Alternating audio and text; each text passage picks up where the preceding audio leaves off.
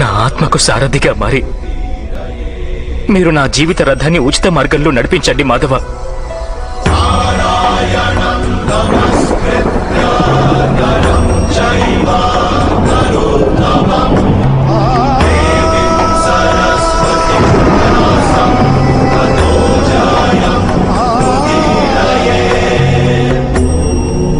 నేనేమి తెలుసుకుంటే నా దౌర్బల్యాన్ని వదిలిపెట్టగలనో చెప్పండి.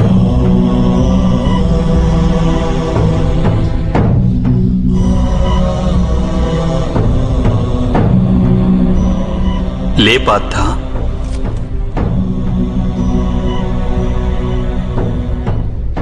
శ్రద్ధగా విను. జీవిత రహస్యాన్ని తెలుసుకో. లోకం యొక్క వాస్తవిక రూపాన్ని అర్థం చేసుకో. గంగా ప్రవాహంలో పిడికిలిని ముంచి వెలికి తీసినచో నీకు ఏదీ ప్రాప్తించదు. కాని అరచేతులతో దోసిలి పట్టి గంగా ప్రవాహంలో ముంచితే ఆ గంగా జలంతో నీ జీవితం పావనమవుతుంది. పరబ్రహ్మం విభాజన చెంది పురుషుడు ప్రకృతి ఉద్భవించాయి. అప్పుడు పురుషుడు అంటే పరమాత్ముని అంశ ఆత్మగా మారి ప్రకృతిలోని ప్రతి వస్తువులోనూ నివసించడం జరిగింది. ఆ ఆత్మను మోహం, అంధకారం ఆవరించాయి పార్థ. ఆ మోహ నిద్ర నుండి జాగృతమై తనని తాను పరమాత్ముని అంశగా తెలుసుకోవడమే ఆత్మ యొక్క కర్తవ్యం, ఉద్దేశ్యం. అదే జీవన కార్యం. కాని మాధవ, ఒకవేళ ప్రతి ఆత్మ పరమాత్మ అంశ అయితే మరి ఉన్నతి అధోగతి స్వయంగా పరమాత్మే చేస్తున్నాడా? బురదలో పడిన రత్నం ఏ విధంగా ప్రకాశించదో అదే విధంగా ప్రకృతిలోని 24 పదార్థాల నుండి వేరైన ఆత్మ అది ఒక పరమాత్మ అంశే అనే సత్యాన్ని విస్మరిస్తుంది. ఆత్మలు ఎక్కువ శాతం తమ దేహాన్నే సర్వస్వంగా భావిస్తాయి. తాము దేహానికి భిన్నమని అవి తెలుసుకోలేకపోతాయి. శరీరానికి కలిగే సుఖం, దుఃఖం, రుచి, వాసన ఇత్యాది అనుభవాలను అవి తమ అనుభవాలని భావిస్తుంటాయి. అసలు మార్పు కోసం ప్రయత్నం కూడా చేయవు.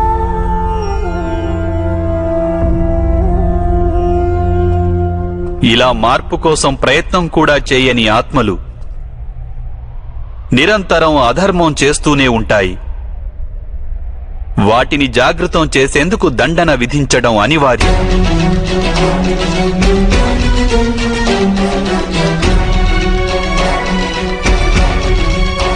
నీవు ఇది తెలుసుకో పార్థ.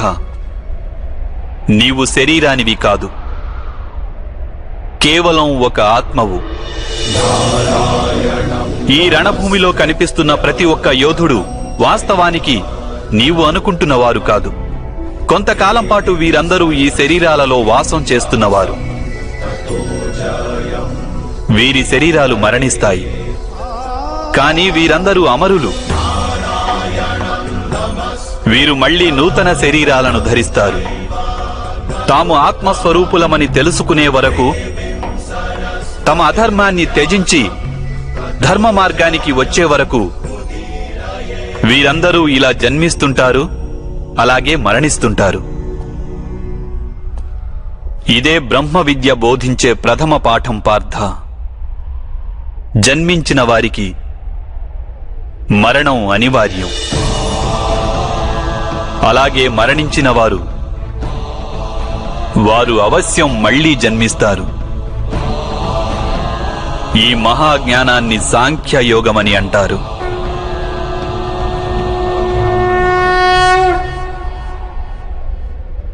ధర్మం అధర్మం అంటే ఏమిటి మాధవ? ఏ మార్గాన్ని అనుసరించి మనిషి తాను ఆత్మస్వరూపుడనని గుర్తిస్తాడో, పరమాత్ముని అంశగా ఉద్భవించానని తాను తెలుసుకుంటాడో ఆ మార్గాన్నే ధర్మమని అంటారు.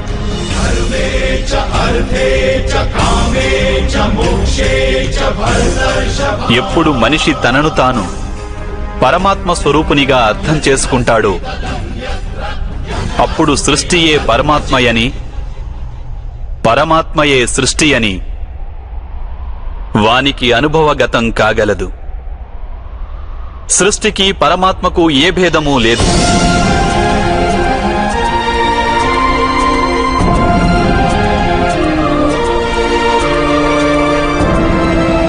ఏ మనిషైతే ఇది తెలుసుకుంటాడో వాడు ఇతర మనుషులు, ప్రాణుల పట్ల నిర్దయ, కాఠిన్యం వహించడు. వానికి ఇది తెలుసు, జిహ్వను ఖండిస్తే బాధ కేవలం జిహ్వకే ఉండదు. దాని అనుభూతి శరీరమంతటికీ ఉంటుంది. అదేవిధంగా ఒక మనిషికి బాధ కలిగితే సమస్త లోకము ఆ బాధను అనుభవించి తీరుతుంది. ఈ లోకంలో ఏ ఒక్క మనిషి బాధను అనుభవిస్తున్నా ఈ ప్రపంచంలో ఏ ఒక్కరూ సంపూర్ణ సుఖాన్ని అనుభవించలేరు. కరుణతో నిండిన మనస్సు ఏ కార్యమైతే చేయాలనుకుంటుందో దానినే ధర్మమంటారు. అంటే అధర్మం అనేది అజ్ఞానానికి మారుపేరా? అయితే మరి అజ్ఞానుల పట్ల దయ చూపడం అవసరం కదా? దండించడంలో అర్థం ఏమిటి?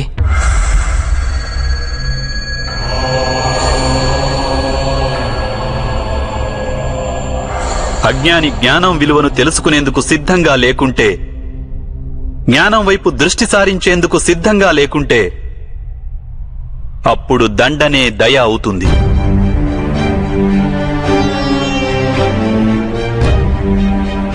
వాని పట్లనే కాదు, ఇతరుల పట్ల కూడా అవుతుంది.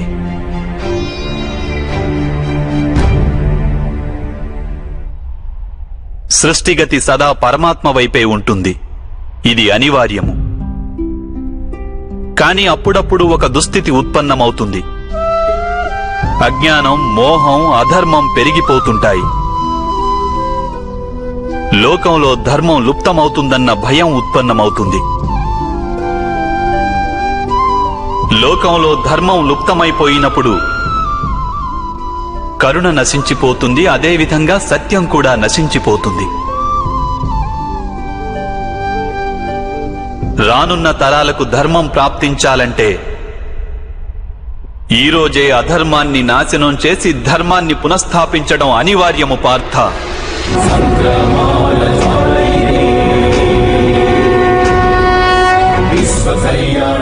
ఈ పరిస్థితి అటువంటిదే పార్థ. ఇక ధర్మ సంస్థాపన చేసే కర్తవ్యం కేవలం నీదే. కనుక దౌర్బల్యాన్ని త్యజించు.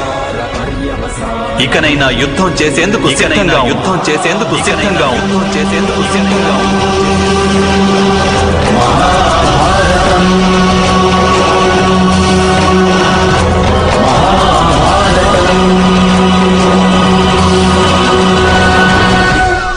మరి నా చేతులలో హత్యలు జరుగుతాయి మాధవ. నా కారణంగా ఇంకొకరి ప్రాణాలు పోతే నాలో ఉన్న కరుణ నశించినట్లు కాదా మాధవ? అయినా ఒకవేళ ధర్మానికి ఆధారం కరుణ అయితే మరి నా ఆత్మకు కర్మబంధం ఏర్పడదా?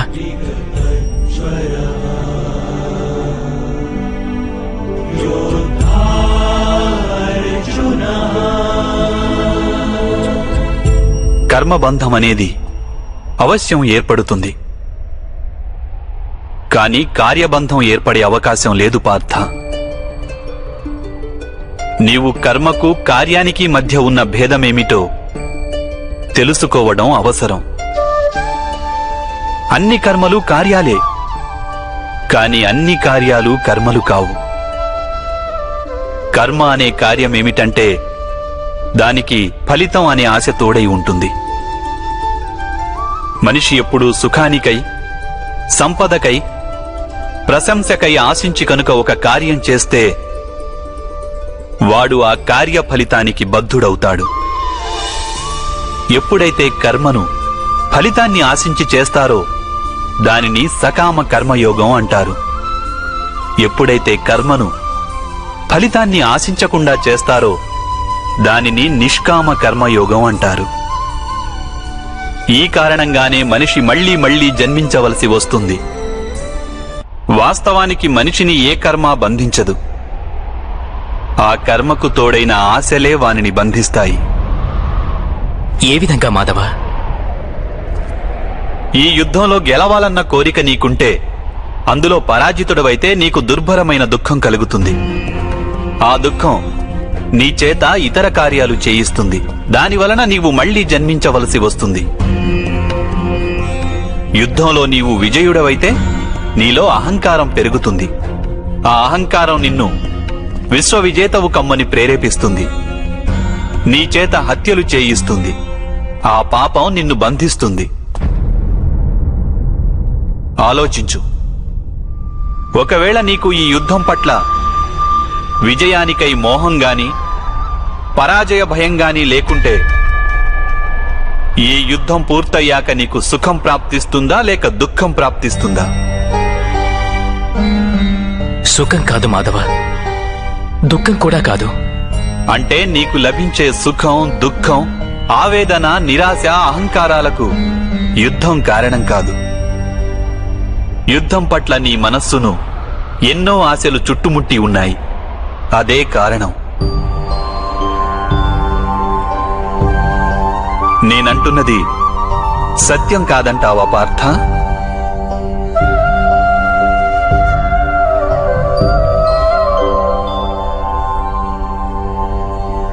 సుఖ దుఃఖే సమే కృత్వా లాభాలాభౌ జయాజయౌ తతో యుద్ధాయ యుజ్యస్వ నైవం పాప మవాప్స్యసి. అంటే సుఖ దుఃఖాలను సమానంగా భావించి లాభం, హాని, జయాపజయాల గురించి ఆలోచించకుండా నీవు యుద్ధం చేస్తే కౌంతేయ, నీవప్పుడు పాపంలో భాగస్థుడవు కాబోవు. దీనినే కర్మయోగం అంటారు. కాని మాధవ, ఒకవేళ కార్యబంధం నిశ్చితమైతే లౌకిక జీవితాన్ని విడిచి సన్యాసం తీసుకోవడం ఉచితం కాదా? ఈ ఆలోచన పర్యవసానంగానే ఈ రోజున యుద్ధం జరుగుతోంది పార్థ.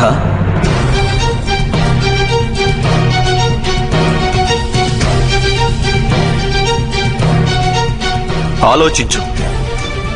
ఎప్పుడైతే సత్వగుణం కలిగి ధర్మాన్ని తెలుసుకున్న వారు కర్మలను త్యాగం చేస్తారో అప్పుడు అధర్మ మనస్కులైన వారే ఈ లోకంలో రాజ్యం చేస్తారు.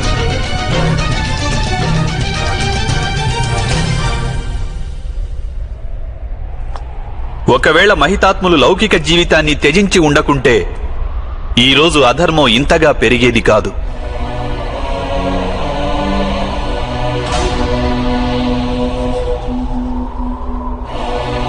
అలాగే మీ పితృదేవులు ఆనాడు సన్యసించి ఉండకుంటే ఈరోజు బావ యుధిష్ఠిరుడు సుఖంగా రాజ్యం చేస్తుండేవాడు.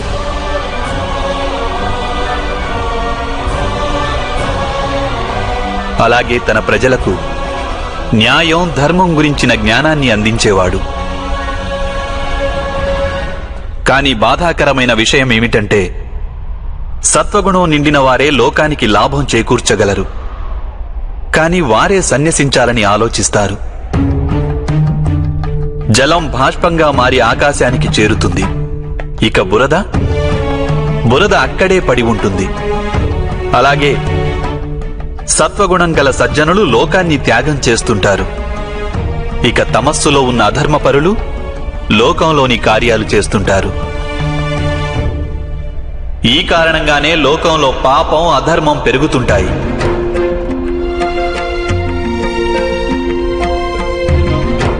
కాని కర్మయోగి విచిత్ర స్థితి నుండి యావత్ లోకానికి రక్షణనిస్తుంటాడు. కర్మయోగి కర్మ ఫలితాన్ని త్యాగం చేస్తాడు, కాని కర్మలను త్యాగం చేయడు. వాడు ఈ లోకంలోనే ఉంటాడు. సన్యాసి మాదిరిగా అన్ని కార్యాలను చేస్తుంటాడు, కాని వానిలో ఆపేక్ష ఉండదు. కర్మయోగికి తన సంతానం నుండి, స్వజనుల నుండి, తన ప్రజల నుండి ఎటువంటి ఆపేక్ష గాని, ఆశ గాని ఉండవు. స్వయంగా ఒక సన్యాసిగా అనుభూతి చెందుతాడు. కాని సమాజానికి సంసారి మాదిరిగా లాభం చేకూరుస్తాడు. మనిషి తన సంతానం సుఖంగా ఉండాలని శ్రమ పడతాడు మాధవ. సంతానం వలన సుఖపడాలన్న ఆపేక్ష ఎందుకు ఉండకూడదు? మనిషి తన సంతానం కోసం ఏది చేసినా అది వ్యాపారమా లేక ప్రేమ పార్థ? ప్రేమ మాధవ. మరి తాను చేసిన దానికి ప్రతిఫలం ఆశించడం ఎందుకు పార్థ? భవిష్యత్తులో లాభం కోసం వ్యాపారంలో ఎదురు చూస్తారు, ప్రేమలో కాదు. ఏ మనిషైతే తన సంతానం యొక్క ప్రవర్తనను తీర్చిదిద్ది సన్మార్గంలో నడుపుతాడో, తన సంతానానికి ప్రేమ ధర్మ సంస్కారాలను నేర్పుతాడో, అతని సంతానం కూడా ఆ మనిషికి ప్రేమ సంరక్షణను తప్పక అందిస్తారు. సంతానం చూపే ప్రేమ, ఆత్మీయుల ప్రవర్తన వారు చేసే కర్మలు పార్థ. ఒకరికి మరొకరి కర్మలపై ఎటువంటి అధికారమూ ఉండదని తెలుసుకో. వారి నుండి ఏదైనా ఆశించి ఆపేక్షించి ప్రయోజనమేమిటి? దీనిని నీవు దీర్ఘంగా ఆలోచించి చూస్తే వెంటనే అర్థమయ్యేదేమిటంటే, జీవితంలో ఎవరైనా సరే ఏ విషయం గురించైనా సరే ఆశలు ఆపేక్షలు పెంచుకోవడం అనివార్యం కాదు. యావత్ సృష్టిలోనే పరమాత్ముడున్నాడు. మనిషి స్వయాన ఆ పరమాత్ముని అంశ. అప్పుడు లోకంలోని అన్ని పనులు ఆ పరమాత్ముడివే. స్వయంగా మనిషన్నవాడు ఏదీ చెయ్యలేడు. ఇదే కర్మయోగ మూల సిద్ధాంతం పార్థ.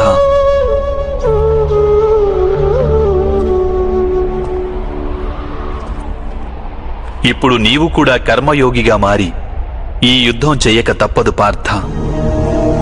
త్రైగుణ్య విషయా వేద నిస్త్రైగుణ్యో భవార్జున, నిర్ద్వంద్వో నిత్య సత్వస్థో నిర్యోగక్షేమ ఆత్మవాన్. 3 గుణాలను త్యజించి నిర్గుణుడివి అయిపో పార్థ. ద్వంద్వ ప్రవృత్తి నుండి ముక్తి లభిస్తుంది. సత్వగుణంతో విరాజిల్లుతూ పరమాత్మునిపై మనస్సును లగ్నం చేసి నీ కర్తవ్యాన్ని నిర్వహిస్తూ ఉండు. నేను నా బుద్ధిని పరమాత్మపై స్థిరంగా ఉంచి కర్మయోగిగా మారేందుకు మార్గమేమిటి మాధవ? పార్థ, సాంఖ్యయోగం వలన మనిషి పరమాత్మను నిరంతరం స్మరిస్తూ ఉంటాడు. పరమాత్మను స్మరించడం వలన మనిషి మనసులో అంకిత భావం ఉత్పన్నమవుతుంది. అటువంటి భావాన్ని భక్తి అని అంటారు. భక్తి వలన మనిషికి సత్య అసత్యాల జ్ఞానం లభిస్తుంది. ఆ జ్ఞానం వలన వాడు పరమాత్మను దర్శించగలుగుతాడు. అలా ఎవరైతే పరమాత్మను దర్శించగలుగుతారో వారే వాస్తవమైన కర్మయోగిగా మారగలరు.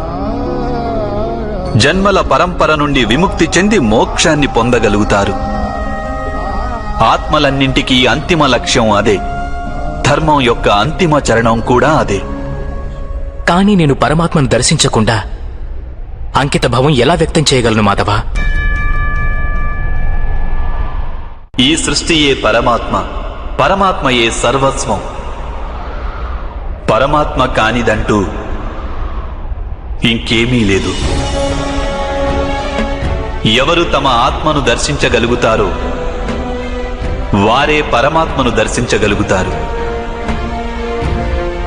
ఏ విధంగా ఉప్పులోని ఒక కణానికున్న రుచి మహాసముద్రపు నీటి రుచికి భిన్నమైనది కాదో, అదేవిధంగా నీ ఆత్మను నీవు దర్శించడం పరమాత్మ దర్శనానికి భిన్నమైనది కాదు.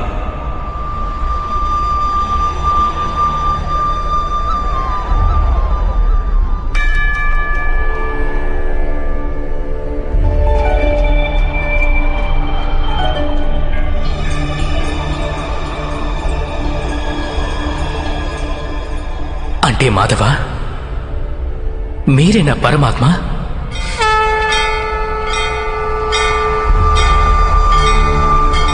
అవును పార్థ, నేను పరమాత్మను.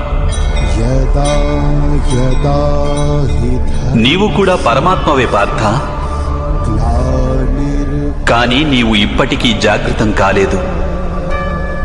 నేను ఈ రహస్యాన్ని తెలుసుకున్నాను. ధర్మస్య తదాత్మానం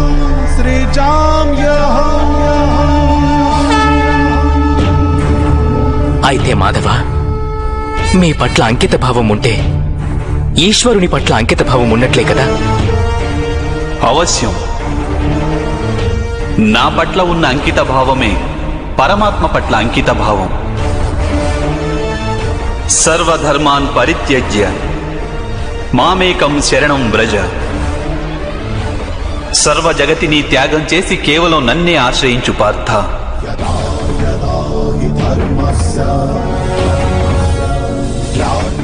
ఈ సకల లోకాన్ని నేనే. నేను ఈ లోకంలోని ప్రతి ఒక్క అణువును. నేనే సూర్యుడిని, నేనే చంద్రుడిని. ఈ నక్షత్రాలన్నీ నేనే, ఈ విశ్వంలోని గ్రహాలన్నీ నేనే.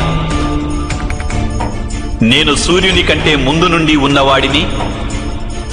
అలాగే ఒక మొక్కపై తొడిగిన మొగ్గ కన్నా నవ్యుడను నేను. ఈ మానవులందరూ నేనే.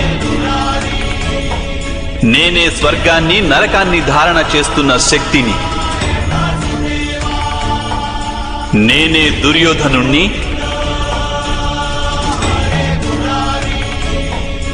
అలాగే అర్జునుడిని కూడా నేనే.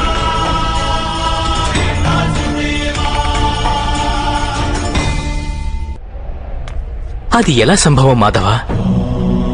మీరు జన్మించటం పెద్దలు అనేకులు తమ జీవితకాలంలో చూశారు. మేము నవమాసాలు మోసి మీకు జన్మనిచ్చిన మీ మాత జీవించే ఉన్నారు. మీరు పురాతనులు, నాశనం లేనివారు ఎలా అవుతారు? నీవు శరీరాన్ని చూస్తున్నావు, కానీ నేను ఆత్మ గురించి మాట్లాడుతున్నాను. నేను అనేక జన్మలెత్తాను పార్థ. నేను అనేక అవతారాలను ధరించాను.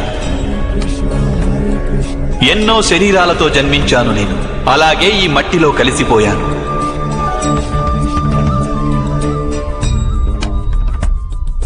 ఇక ముందు కూడా నేను పదే పదే జన్మిస్తుంటాను.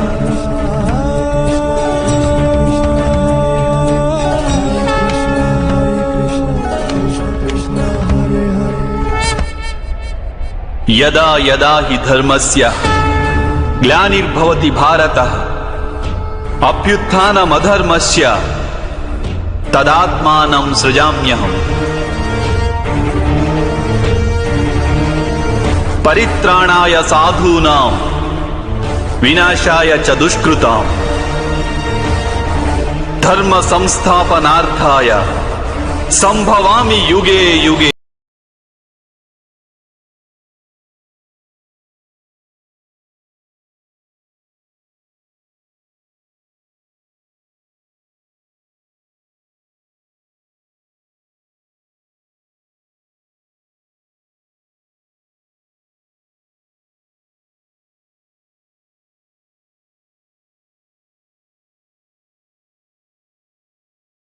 జరుగుతుందో, ఎప్పుడెప్పుడు అధర్మం వృద్ధి చెందుతుందో అప్పుడప్పుడు సత్పురుషులను ఉద్ధరించేందుకు, అధర్మపరుల వినాశనానికి, ధర్మాన్ని పునఃస్థాపించేందుకై నేను జన్మిస్తుంటాను. ఇది ప్రతి యుగంలోనూ జరుగుతూ వచ్చింది. అలాగే ఇక ముందు కూడా జరుగుతూనే ఉంటుంది. నేనే నాశనం లేని పరమాత్మను. నేనే మత్స్యావతారాన్ని, నేనే వామనావతారాన్ని, నేనే పరశురాముణ్ణి, నేనే రామావతారాన్ని కూడా.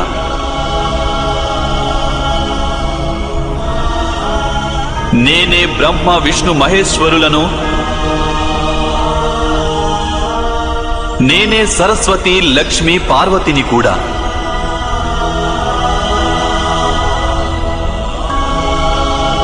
నేను పురుషుడను కాను, స్త్రీని కాను, నపుంసకుడిని కాను. నేను శరీరాన్ని కాను, శరీర అవయవాలను కాను. నేను జ్ఞానాన్ని, సృష్టిని, చైతన్యాన్ని. నేను పరబ్రహ్మను. నేనే సర్వస్వాన్ని. అలాగే నేను ఏమీ కాను.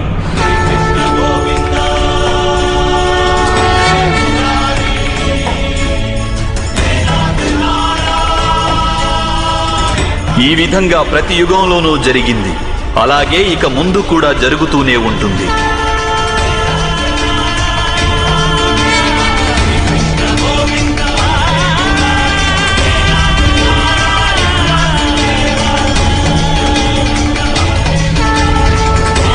ఎప్పుడు నీవు ఆత్మజ్ఞానాన్ని పొందుతావో పార్థ, అప్పుడే నీవు నాలో ఐక్యం కాగలవు. స్వయంగా నీవు కూడా నా మాదిరిగా నిన్ను నీవు పరమాత్మ స్వరూపంగా గుర్తించగలవు. కానీ నీవు ఆ పదాన్ని చేరుకునేందుకు నా పట్ల సంపూర్ణ అంకిత భావం అనివార్యం కావాలి. అంకిత భావం అంటే ఏమిటి మాధవ? అంకిత భావం అనేది ఒక మానసిక స్థితి పేరు. అప్పుడు మనిషి తన సంకల్పాలన్నింటినీ త్యాగం చేస్తాడు. స్వయంగా ఏ విధమైన నిర్ణయాన్ని గాని లేక ప్రతిజ్ఞని కాని తీసుకోడు. ఏ విధమైన పనులు వానికి నిర్దేశించారో ఆ విధమైన పనులే చేస్తుంటాడు. వాస్తవానికి అంకిత భావానికి అర్థమేమిటంటే, తమను తాము, తమ మనస్సును, బుద్ధిని, జ్ఞానాన్ని, ఇచ్ఛలను, ఆశలను, మనస్సులోని భావనలను, తమ సర్వస్వాన్ని ఇంకొకరికి అర్పించడమే. ఇటువంటి అంకిత భావాన్ని భక్తి అని అంటారు. భక్తితో కొలవడం అంటే ఏమిటి మాధవ? అంకిత భావమే భక్తి కాదా? కాదు పార్థ, అంకిత భావం భక్తిలో మొదటి అడుగు మాత్రమే. వాస్తవానికి భక్తి అనేది ఒక కార్యం వంటిది కాదు. అది ఒక మనస్థితిని సూచిస్తుంది. నిత్య జీవితంలో మనిషి జపతపాలు, యజ్ఞయాగాలు, యమనియమాలు, యోగం, స్వాధ్యాయం అనే మాధ్యమాలతో తన అంతరంగాన్ని శుద్ధి చేసుకుని పరమాత్మ పట్ల అంకిత భావంతో ఉండాలి. మనిషి తాను చేసే పనులను, తన కర్మల ఫలితాన్ని, జీవితంలోని ఉచ్ఛ్వాస నిశ్వాసాలను పరమాత్మకు సమర్పిస్తూ ఉండాలి.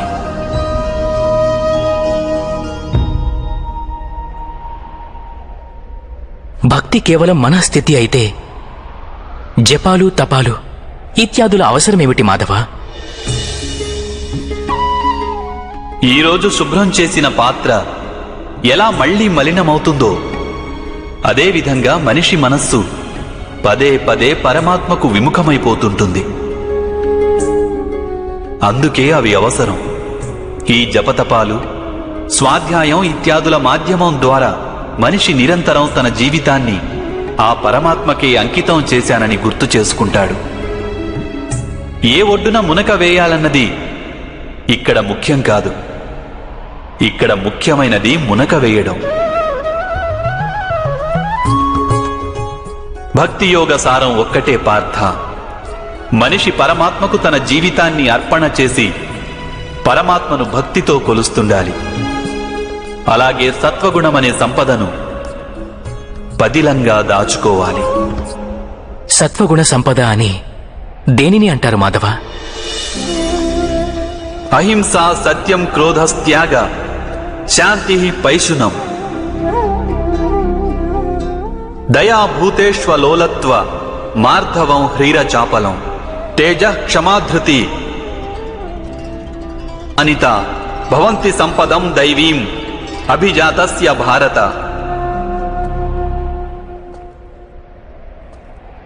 అకారణంగా సదా స్వార్థం కోసం హింసను చేయడం అధర్మం పార్థ. వాస్తవానికి అహింసయే పరమధర్మము. అహింసతో పాటు సత్యం, క్రోధం వహించకుండడం, త్యాగం, మనశ్శాంతి, నిందించకుండడం, దయాభావం, సుఖానికి ఆకర్షితుడు కాకుండడం, అకారణంగా ఏ కార్యము చేయకుండడం, తేజం, క్షమ, ధైర్యం, శరీర శుభ్రత, ధర్మానికి ద్రోహం చేయకుండడం, అహంకారం లేకుండా ఉండడం, ఈ గుణాలన్నింటినీ సత్వగుణ సంపద లేక దైవీక సంపదలని అంటారు. వీటి వలననే మనిషి పరమాత్మను అంటే నన్ను భక్తితో కొలుస్తాడు, తన జీవిత కర్తవ్యాన్ని నిర్వహిస్తాడు,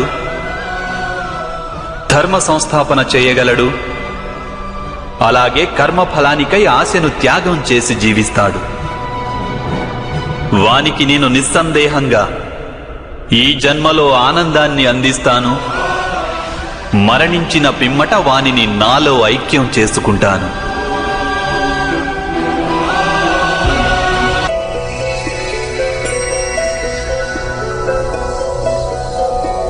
నారాయణం నమస్కృత్య నరం చైవ నరోత్తమం దేవీం సరస్వతిం వ్యాసం తతో జయం ఉదీరయేత్. మీ వాస్తవ స్వరూపాన్ని నాకు దర్శించాలని ఉంది మాధవ. నారాయణం నమస్కృత్య తమరి శక్తి, తమ జ్ఞానం, తేజం, ఐశ్వర్యంతో కూడిన పరమాత్మ స్వరూపాన్ని ప్రత్యక్షంగా దర్శించాలని ఉంది మాధవ. ఆద్యంతాలు లేని మీ స్వరూపాన్ని నాకు దర్శనమివ్వండి మాధవ. నా మనస్సులోని సందేహాలన్నింటినీ తొలగించండి.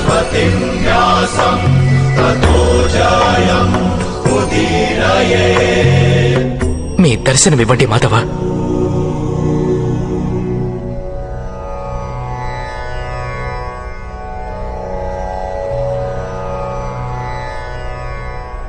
దర్శించు పార్థ.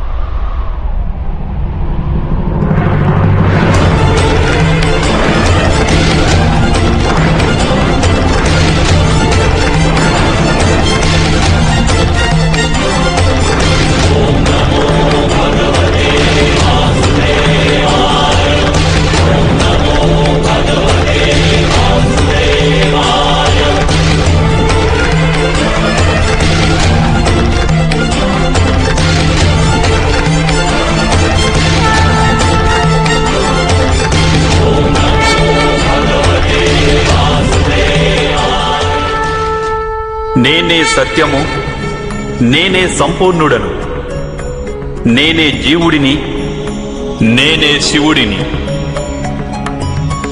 అక్షరాలలో అకారాన్ని, వేదాలలో సామవేదాన్ని, దేవతలలో ఇంద్రుడిని, ప్రాణులలోని చైతన్యాన్ని, యక్షులలో కుబేరుడిని, రుద్రులలో శంకరుడిని, వసువులలో అగ్నిని, పర్వతాలలో సుమేరుడిని, అలాగే ఋషులలో భృగువును, ధ్వనులలో ఓంకారాన్ని, యజ్ఞాలలో జపాన్ని, వృక్షాలలో అశ్వత్థ వృక్షాన్ని, బుద్ధిలోని స్మృతి, మేధ, ధృతి, అలాగే క్షమ నేనే అయి ఉన్నాను. కీర్తిని నేనై ఉన్నాను. గంధర్వులలో చిత్రరథుడను, దేవర్షులలో నారదుడిని, నేను మునులలో కపిలుడిని. అశ్వములలో ఉచ్చైస్వాన్ని, ఏనుగులలో ఐరావతాన్ని, పశువులలో సింహాన్ని, పక్షులలో గరుడుణ్ణి, మనుష్యులలో రారాజును, శస్త్రాలలో వజ్రాన్ని, గోవులలో కామధేనువును, సర్పాలలో వాసుకిని, శేషనాగును, యమరాజును, వరుణదేవుడిని, అలాగే వాయువును కూడా నేనే అయి ఉన్నాను. శ్రీరామచంద్రుడిని, పవిత్ర గంగా నదిని, సృష్టిలో ఆది మధ్యాంతములను నేనే అయి ఉన్నాను. బ్రహ్మ విద్యను, మహాకాలుడిని, అలాగే బ్రహ్మను, ప్రభావాన్ని, విజయాన్ని, సత్వాన్ని, నిశ్చయుడిని, దండన, శక్తి, నీతి, మౌనం, అలాగే తత్వజ్ఞానాన్ని కూడా నేనే అయి ఉన్నాను. వాసుదేవుడను, అర్జునుడను, వేదవ్యాసుడను, నేను కానిదంటూ వేరొకటి లేనే లేదు. విశ్వంలో నేను లేని స్థానం అన్నది ఏదీ లేదు. నేనే కాలాన్ని, అలాగే నేనే జీవితాన్ని, మృత్యువును కూడా. ఇక్కడికి వచ్చిన వీరందరికీ మృత్యువుగా మారి నిలిచి ఉన్నాను.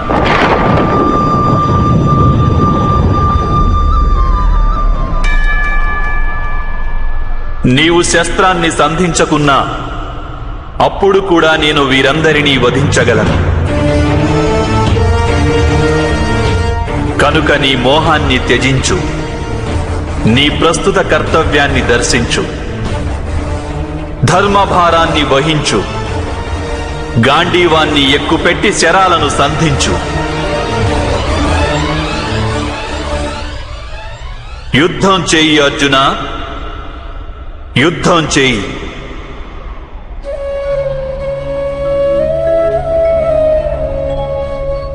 హే మాధవ, హే మధుసూదన, ఈరోజు నా మనసులోని సందేహాలన్నీ నశించాయి. కృపతో మీరు మనుష్య రూపాన్ని ధరించండి. మీ ప్రతి ఆదేశాన్ని నేను శిరసావహిస్తాను. కరిష్యే వచనం తవ.